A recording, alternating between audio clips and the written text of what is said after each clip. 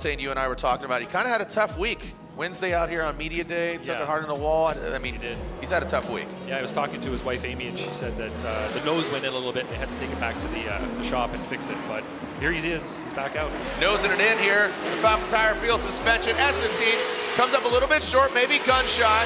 In that second outside zone, under the bridge, now into the third.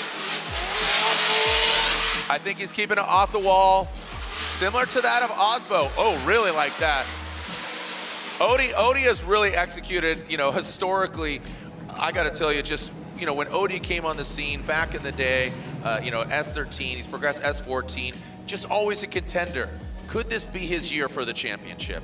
Let's take a look at it again here as ODI comes shooting out of that start chicane, initiates here. Ryan, it seems that seems to be the trend, is Aasbo and Field, and now ODI playing it safe. We saw him closer during practice, but like we said, ODI might be having some difficulty here. Yeah, we talked to the spotters. We have spotters help during practice time, and we point out the different things that they're doing right, the different things they're doing wrong, and some of the spotters say, you know, he's playing it safe right now. He's going to be on the walls once we get to competition.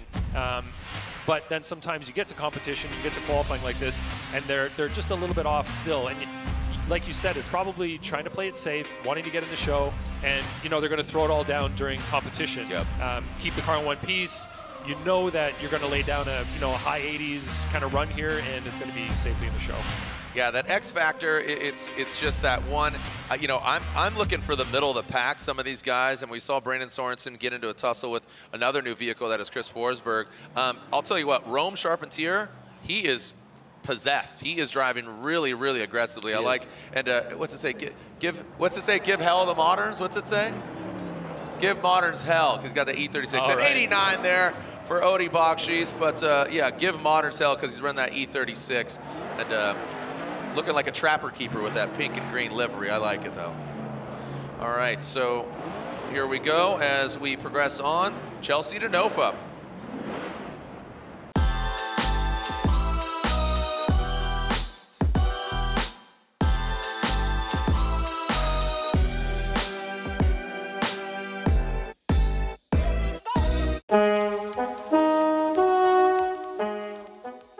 ODI Bakchis, he got into fight on Wednesday. He was at media day, and you were telling me, because I wasn't out here, he had to take that thing back and get a nose job on that thing. Yep. Here we go, ODI Bakchis, Nick Novak going down. That Falcon Tire Field suspension, S15, initiates a big angle there, but guess what, Nick Novak, regardless of being battered and bruised, still comes back for it. He is a rookie. Look at ODI Bakchis flexing on him, talking about that back bumper, that back fender at minimum.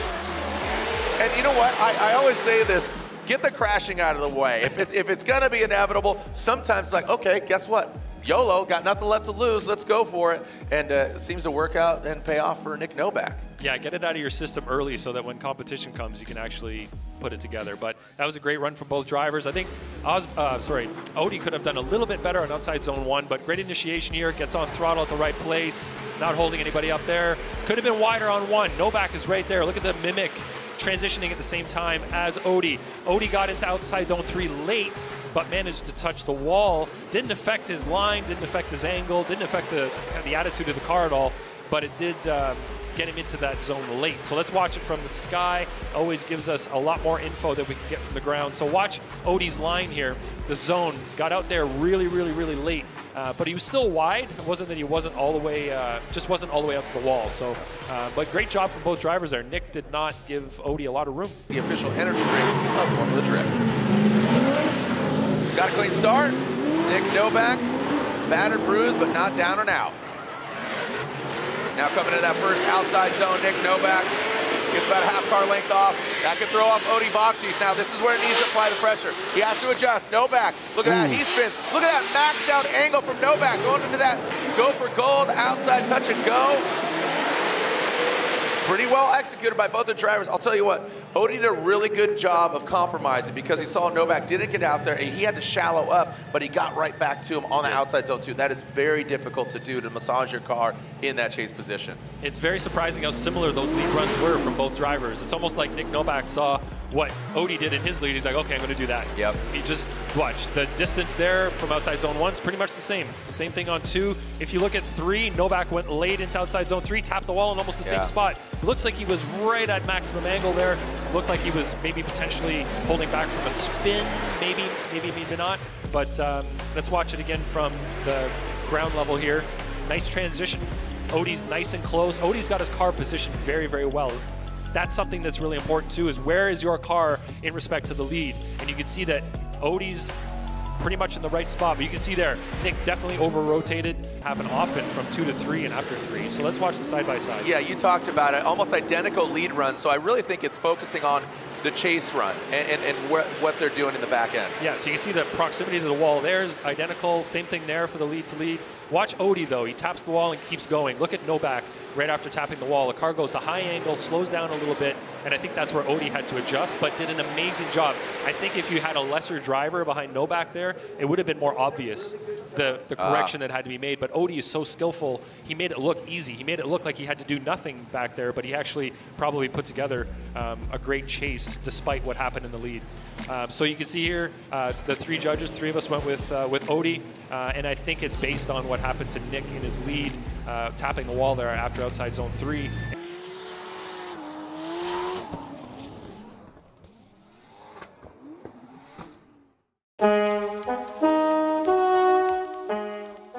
Here we go. ODI Bakchis will lead. Falcon tires, fuel suspension, S15, Dean Carney, twin turbo SRT10, Dodge Viper. ODI Bakchis leads. Dean Carney and his Viper giving chase. ODI Bakchis, massive angle. Look at Dean Carney, transitions back under the bridge. And that final outside zone, Dean shortening up a little bit as ODI, look at this, ticking all the boxes. Dean, that was pretty deep on the inside of that inside clip, but man, I'll tell you what, Dean Carney had a front row seat on a phenomenal run by ODI Bakchis. Yeah, if you look at the line that ODI was taking, it's really strong. Unfortunately, in the chase position, Dean Carney wasn't really positioning his car where we'd like to see it. So they both initiate really well. Dean Carney's in proximity at initiation. As they go through outside 1, Dean Carney's there. But right here from 2 to 3, you can see that Dean's on a much shallower line, not going all the way out to outside zone 3. And then his mimic isn't ideal from the touch and go to inside clip 1. He does drop a tire there as he doesn't go all the way wide to get around that inside clip. So he does go in there and drop a tire. That will count against him as we do the chase-to-chase comparisons. Now, we have to see what ODI's going to do in his chase run. And ODI Bakchis, his wife is spotter in his ear. Let's see how he handles this. A little slow roll into that initiation, but nice job. ODI tempering back, and Dean Carney coming in. Woo! Taps that bumper, gets a little out of shape. You know what? Look at ODI. The composure from Bakchis after that hit was very commendable. Dean Carney risking it for the biscuit, and he bit off. He slapped that biscuit bumper on the wall. Ryan, I'm really impressed with the composure of ODI. I mean, that could have grenaded, like you said that earlier about somebody else. You know, if that was any other driver that didn't maybe have the kind of the wherewithal or the veteran driver, you know, attributes, that could have gone terribly bad. Absolutely. This right here is something that as a chase driver, you don't know what's going to happen, but look at the way he just transitioned. He stayed with Dean. He read the situation so well, but he did it so quickly. And that's what being a veteran and having so many laps under your belt can give you.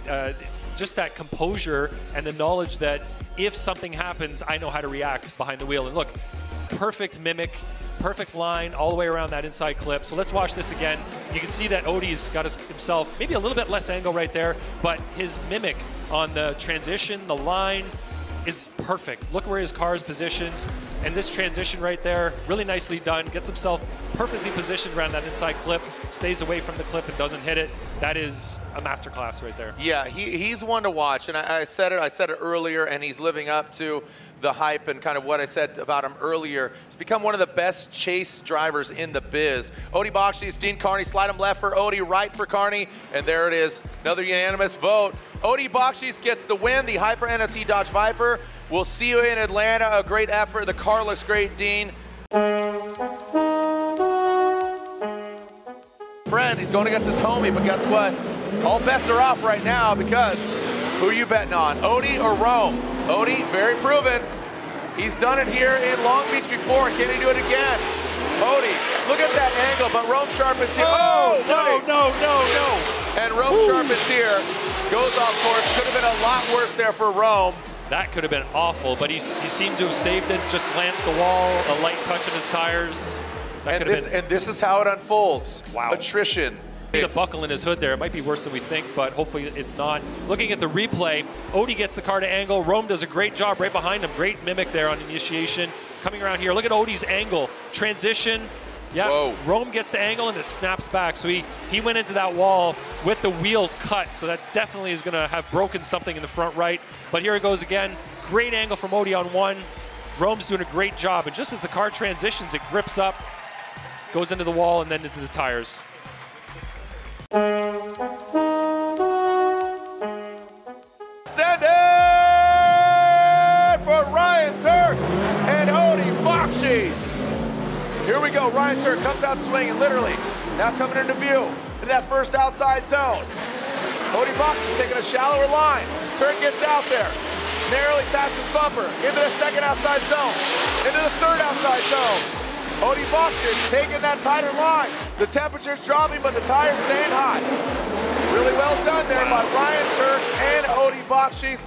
Make some noise, Long Beach! That was a really clean run from Ryan Turk up front.